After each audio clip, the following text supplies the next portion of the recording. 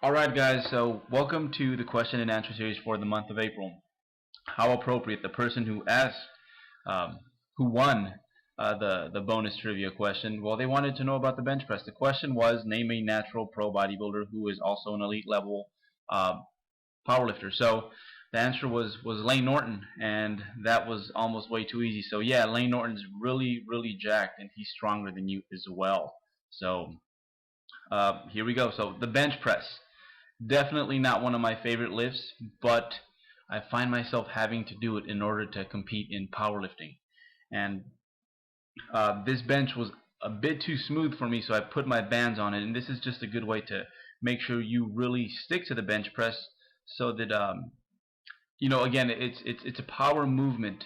So while you don't have to use your whole body the way a very well-seasoned powerlifter would, it's good that you have full body awareness, and you get the most bang out of your buck when you use this lift as a power movement where basically you're staying tight from head to toe. So these are just my warm-up sets here, and we all have slightly different cues, but I'm gonna go over my cues. And again, I am a bodybuilder first, not a power lifter, so much to the way much the same as when I see a lot of my elite level powerlifter friends bring up fat loss or nutrition or all those things that I specialize in. I'm sure there will be a lot of gaps here. However, the goal in this video is to help you guys not only make the bench press a more effective movement for you as a bodybuilder, but also a much safer lift for you guys. So let's start talking and breaking this down. So I like to set up a bit away from the barbell, and the main reason I like to do this is so that I can really do that thing I do before I actually grab onto the to the bench, where I'm basically pulling down on the barbell using my forearms. And what I feel this does is just kind of wakes up my lats a little bit. And for me, tight lats really means good power the first 4 or 5 inches, which for most that is the sticky icky point in a bench press. And you're going to see me do this right here. So I set up, and then I'm pressing my wrist into it just to kind of wake up the lats, just to kind of activate um, my my wings a bit. And then once I've done that, I will then proceed to not just grab the bar, but literally try to rip the bar apart. So there's nothing relaxed about me once I get my hands on that bar. And what I feel this does, and you can see my elbows here, it kind of keeps me from having a cross grip that is way too extreme. So as a bodybuilder, you don't need to have this crazy tuck the way a lot of powerlifters do. However, I don't recommend using a cross grip for a bench press, not just because it's unsafe, but also because you're probably leaving pounds on the bar. And again, this is a power movement. When it comes to things where, I guess you could say I will use as finishers and fluff work, I tend to stick to machines and even dumbbells more often than not. So when it comes to this movement, you, much like a squat or a deadlift, I think it's most effective when used in the lower rep ranges, the even the 4 to 8 rep ranges. So again, let's break it down from the grip, because I think that's a really good way to just cure the excessive cross grip that you will see a lot of bodybuilders use. Is just as soon as you grab the bar, rip it apart and just basically grab it and hold on to it like you're trying to turn bones into oatmeal. So that is my favorite cue when it comes to once I'm holding on to the bar. And then once my spotter brings it over to me, and in this case it's Melissa, who is always my spotter pretty much regardless of whoever's in the gym. I think one, because I don't bench press that much, and then also because we have chemistry going on the bench. And I think that's really, really important, that when you have someone spot you, they know exactly how you like it. And Melissa knows exactly how I like it. But seriously, it's really helpful that you know that you have someone there who knows what they're doing, because quite often I'll grab some random guy out of the gym and they'll pretty much yank me out of that tuck. You know, that tuck where I have my shoulder blades pushed back and down. Okay, so as soon as she lifts it up, I kind of just hang on in there for a brief second, just to kind of let my upper back and shoulders and everything else just stabilize. And then finally, once I feel that I'm tight, I descend and go for an actual rep. So,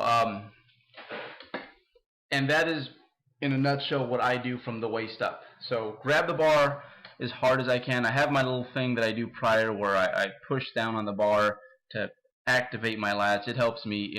It's probably going to be useless to most of you, but that's my cup of tea basically.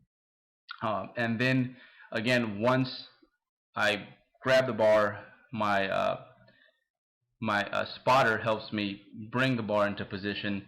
I just kind of let it sit there for a minute so that I ensure this way that I am tight, everything's activated, and there is no leakage on the lift. Another thing that really helps me is not only keeping my shoulder blades back, but also keeping them down. And my good friend Chip Conrad, who is a local here in Sacramento, brilliant guy, one thing he told me that just really stuck with me is you have to pretend, it's going to sound ridiculous, but you have to pretend that there's trolls in your armpits, and now you have to smash those trolls. And I feel that this cue, at least for me, it's like, where have you been all my life? And this is one that I really like to start once the bar is hovering over me and I'm just searching for that extra bit of tightness before I actually descend into a rep.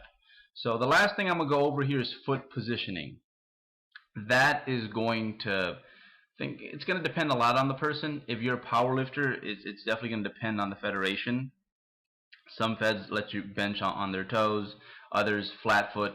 It's really going to come down to that. So that's why I'm doing flat foot. In the past, I've actually tucked my feet back and I've been on my toes, but I want to compete in a few federations this next year where you have to have your feet flat on the floor. So that's why I made this change.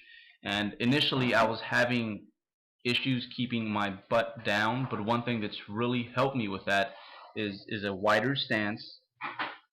And not only a wider stance, but at the same time not just pushing back into the bar, but also pushing my knees out, much like I do on the squat, much like I do on my sumo deadlifts. So this has really helped me find more stability during those again, those first 4 or 5 inches where you're most inclined to have a moment with the bar where it's just not cooperating with you.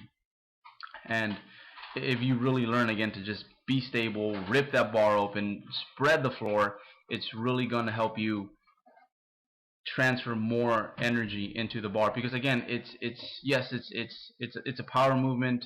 For a bodybuilder, maybe doesn't have to be a full body movement, but you do need that full body awareness, and that starts with your toes, in your knees, your hip, and then all the way into your shoulders and eventually the bar. So if something's wrong in that chain, it's really going to show up on the lift, and you're not going to be able to maximize what I think is a damn good exercise when executed correctly. So yeah, that's basically how I do it in a nutshell. Again, you're going to find cues here that maybe don't work for you, or maybe even find something here that just gives you that aha moment. However, one thing I will say about the bench press is that it's a simple lift, but quite often, with a lot of my athletes, if there is a good strength coach in their area, and we will actually go through it together and make sure that this person is qualified, um, we will actually have them work with a good strength coach. So in my opinion, if you have a good strength coach in your area, even if you're a bodybuilder and getting as strong as possible is not your primary goal, for the sake of getting the most out of these exercises and for safety, I would strongly urge and recommend that you do get help on these movements, even on these movements that look pretty, darn simple, such as a bench press. I mean, um, it's simple, but at the same time, it's one of those movements that if done incorrectly, it can certainly lead to some wear and tear, and in some cases of serious injury. So by all means, if you have the resources, use them.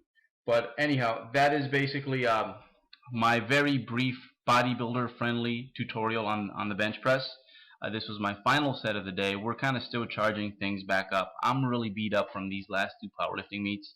So 275 for 3 sets of 5, and I think I had an acclimation set of 295 prior to this for a quick single. That was all I could muster today. I wish I could throw up some more impressive numbers, but hopefully this video was informative, and you might have figured out a cue or two in here that can be of use to you during your next um, bench pressing session. But by all means, if Dan John lives next door to you, go see that dude, please. Okay, guys, that is all. Thank you very much.